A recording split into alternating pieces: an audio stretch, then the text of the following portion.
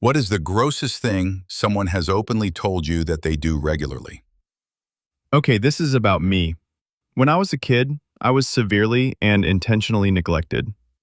We were not allowed to use the restroom on our own because we might drink water from the sink when we washed our hands.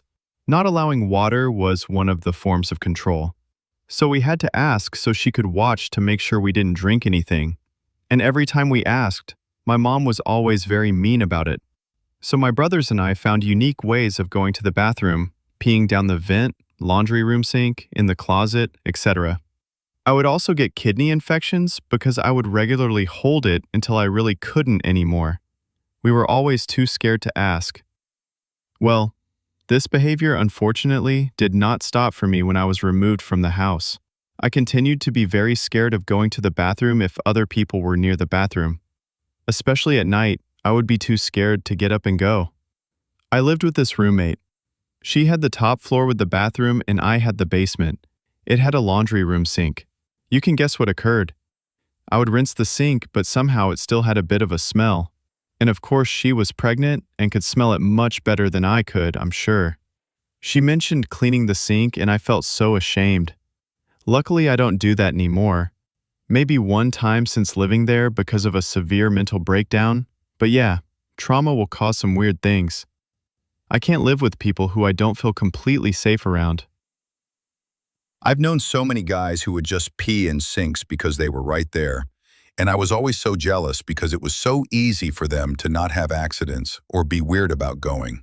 We were neglected as well. I would get hit and immediately pee everywhere. My mom's boyfriend would sit on my head and chest while I cried and tried to breathe. But I was like 5, and I'd push so hard struggling to get up that I'd pee everywhere, and then he'd finally let me breathe. Then I'd be punished for it. We were eventually put in foster care, but I peed my pants so many times until I was 17, and I learned about Kegel muscle exercises. I used to hold my pee for a really long time too, and now my kidneys are messed up so badly. I'm sorry we both had to go through this, but I just want you to know you're not alone.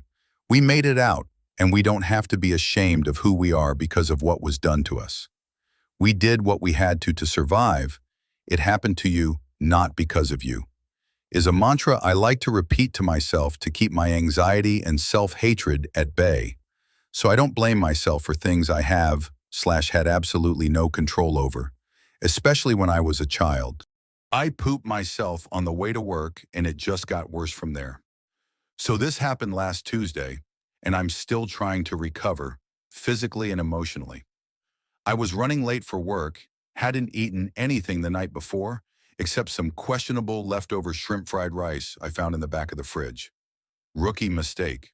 But I was starving, so I nuked it, inhaled it, and called it a night. Next morning, I get in the car and maybe 10 minutes into the commute, my stomach growls. Not a regular growl. This was a demonic summoning. I break into a sweat and feel that deep, soul-level cramp. You know the one. I think, okay, just hold it. You've got 20 minutes. You can make it. Wrong, so wrong. I hit a red light and the pressure is unbearable. I'm doing that half lift off the seat, clenching for dear life, praying to every deity known to man. Then it happens, just boom. Instant horror. No warning squirt, no polite bubble. We're talking full-on Category 5 disaster in my pants. It sounded like a wet balloon filled with oatmeal hitting the floor. The smell hit immediately. My car, my seat, ruined. I start gagging while trying to drive. I finally get to the office parking lot and bolt to the bathroom, waddling like a penguin with a grenade in its ass. I'm trying to be discreet, but I'm oozing. I reach the bathroom and just barely make it into the stall before round 2 hits. I rip everything off and sit on the toilet like it's my death chair. Except, the damage is already done.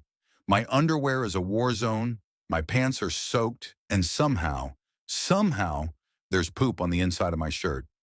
Don't even ask how. I sit there staring at the door, knowing I can't walk out like this.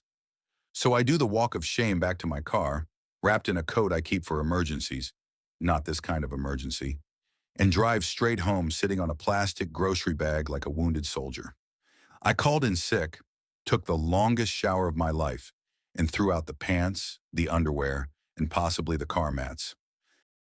My mother has an interesting friend who openly admits he lets his dogs do humpies on his feet. He puts a cum rag, yes, he has one dedicated to his dogs, on his feet and lets them hump between his toes until they, well, finish. I shudder at the thought. My ex has a disgusting little dog who has a girlfriend. It's a stuffed animal a little bigger than the dog, and he watches the dog hump and then lick up the result. I thought that was the most horrific thing I've seen until I read your post. I dread to ask this, but who licks the results? Definitely the dog, but the way he watched it made me wonder sometimes. Oh God, I also know someone whose dog does the same thing. Same person woke up to the dog licking his balls, and now I will never go near them again for fear of ball remnants being transferred to me. Bro, why are all your friends freaky with their dogs? Back in college, I met this guy through mutual friends. On the surface, he was your average awkward campus dude, socially oblivious, wore the same hoodie every day, and had the faint aroma of hasn't seen a shower this week. Turns out, that wasn't just a bad week. That was his lifestyle. Anyway, he somehow managed to get a girlfriend, and not just any girlfriend. She was equally unhygienic. Actually, scratch that. She was famous around campus for being smelled before being seen. People would literally say, "Oh, here she comes," before she rounded the corner, because the scent announced her first. Naturally, the two became a perfect match. Like some strange law of the universe, they found each other. Now here's where it gets disturbing. One day, in a group conversation, he decided to casually share his fetish with zero shame, like we were discussing favorite pizza toppings. He says, "Yeah, I like sucking on her used tampons." And I mean used. He even clarified, the heavier the better. Nobody asked, nobody wanted to know, but there we were, all trapped in this cursed TED talk about menstrual blood and cotton fibers. He described it with such enthusiasm you'd think he was talking about a fine wine. The kicker? He bragged about it. He would bring it up to strangers at parties like it was his fun fact. And she was totally fine with it. I don't know if they're still together, but I do know that there's at least one couple out there whose love story is written entirely in, let's just say, red ink. Used to work retail. Luckily, I didn't personally experience this. But one day, I came in for my shift, and the team had discovered a used tampon in the dressing room earlier in the day. On a separate note, I also used to work property management and once had a mother/son come for an apartment showing. I could smell them as soon as they opened the door. It was a mix of BO, mildew, urine, dog, etc. They were older, mom must have been mid-70s, or at least looked it, and son likely in his 50s. As they sat across from me, a bedbug crawled from within the mother's coat up towards her hair. As gross as it was sad.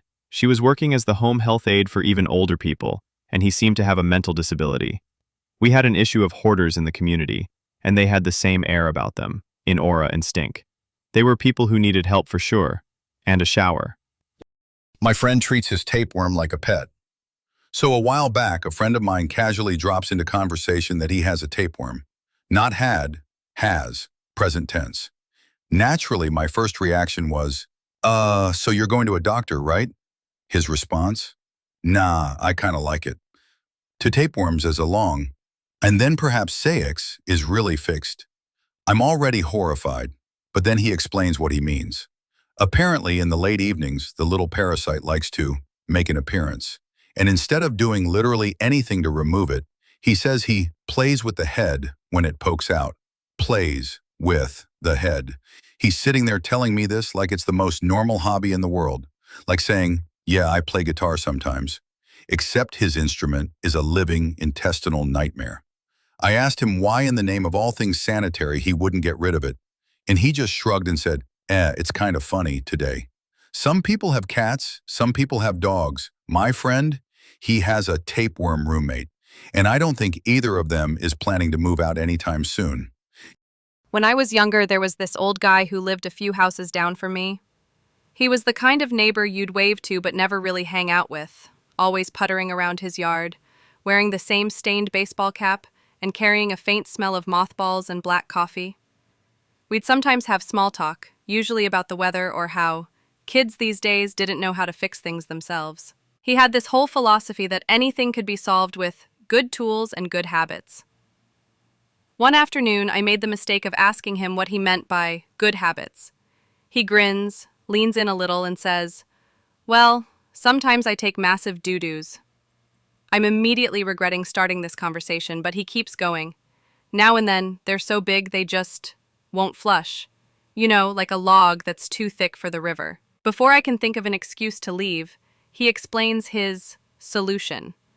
And I swear to you, he said this like he was giving me a cooking tip. So I keep a litter scooper in the bathroom. If it won't go down, I just scoop it out, take it out back, and toss it into the bushes. This man was proud of his system. He even told me he's had the same scooper for years because it gets the job done. I asked if he cleaned it afterward. His answer?